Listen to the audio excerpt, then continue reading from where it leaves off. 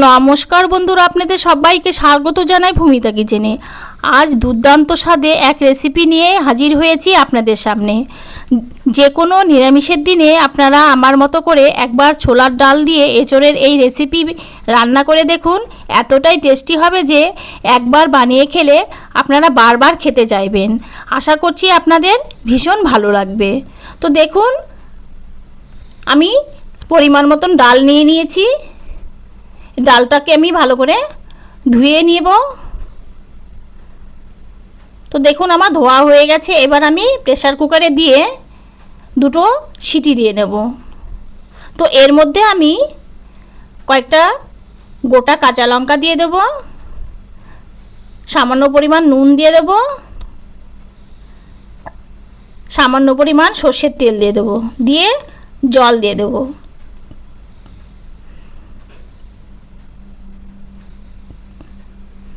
দিয়ে এবার আমি প্রেসার কুকারের ঢাকনাটা লাগিয়ে দেব,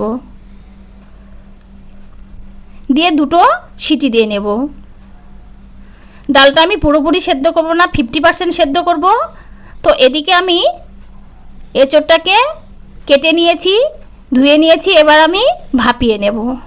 তো সামান্য পরিমাণ নুন দিয়ে দিলাম, দিয়ে ভাপিয়ে নিলাম। তো ভাপানো আমার হয়ে গেছে। এবার আমি জলটা ঝরিয়ে নেব।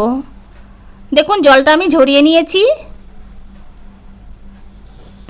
তো এদিকে আমি কড়া বসিয়েছি, কড়াটা তেল দিয়ে দিয়েছি, তেলটা গরমও হয়ে গেছে। এবার আগে থেকে ভাপিয়ে রাখা এঁচোড়টা আমি এর মধ্যে দিয়ে দেব, দিয়ে এর উপর দিয়ে সামান্য পরিমাণ নুন দিয়ে দেব, যেহেতু আগে আমি একটু নুন দিয়ে ভাপিয়ে নিয়েছিলাম। এবার একটু হলুদ দিয়ে দেব, দিয়ে একটু ভালো করে লাল লাল করে এঁচোড়গুলোকে আমি ভেজে নেব। তো দেখুন, এঁচোড়টা আমার ভাজা হয়ে গেছে। এবার আমি উঠিয়ে নেব।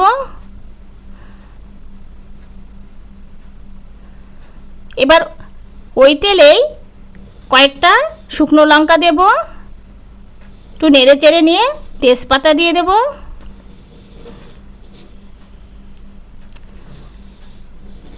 একটু গোটা জিরে ফোড়ন দিয়ে দেব,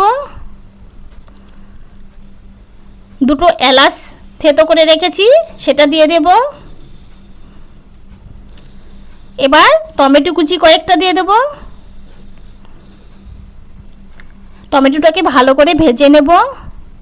এর উপর দিয়ে আমি আদা বাটা, শুকনো লঙ্কা বাটা দিয়ে ভালো করে মশলাটাকে আমি কষিয়ে নেব। তো দেখুন, মশলাটা আমার কষানো হয়ে গেছে, মশলা থেকে তেল ছেড়ে দিয়েছে। এবার আমি আগে থেকে ভেজে রাখা এঁচোড়টা আমি দিয়ে দেব। এবার আমি ভালো করে বেশ সুন্দর করে কষিয়ে নেব।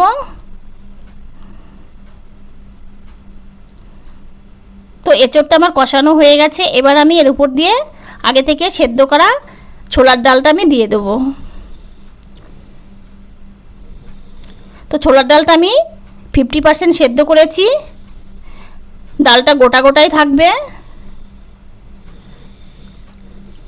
অথচ সেদ্ধ হবে। তো এর উপর দিয়ে আমি সামান্য পরিমাণ হলুদ দিয়ে দেব।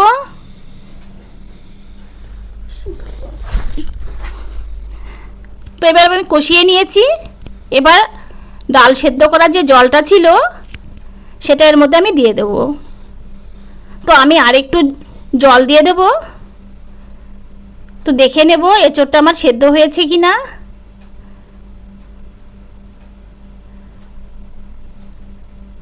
তো ভালো সেদ্ধ হয়নি, আর একটুখানি জল দিয়ে দেবো, তবে গরম জল দিয়ে দেবো। দিয়ে এবার আমি ভালো করে ফুটিয়ে নেব।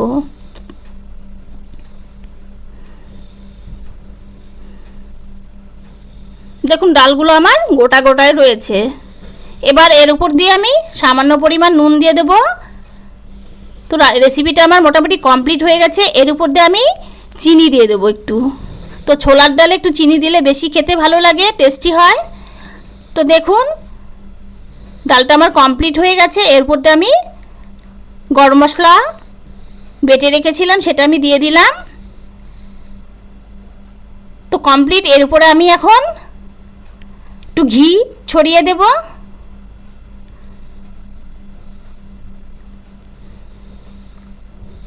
তো দেখুন রেসিপিটা কমপ্লিট হয়ে গেছে, এবার আমি নামিয়ে ফেলবো।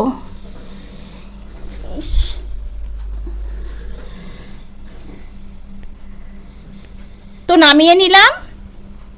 এবার গরম গরম ভাতে পরিবেশন করুন, কিংবা রুটি পরোটা সব কিছু দিয়ে খুব সুন্দর লাগবে খেতে।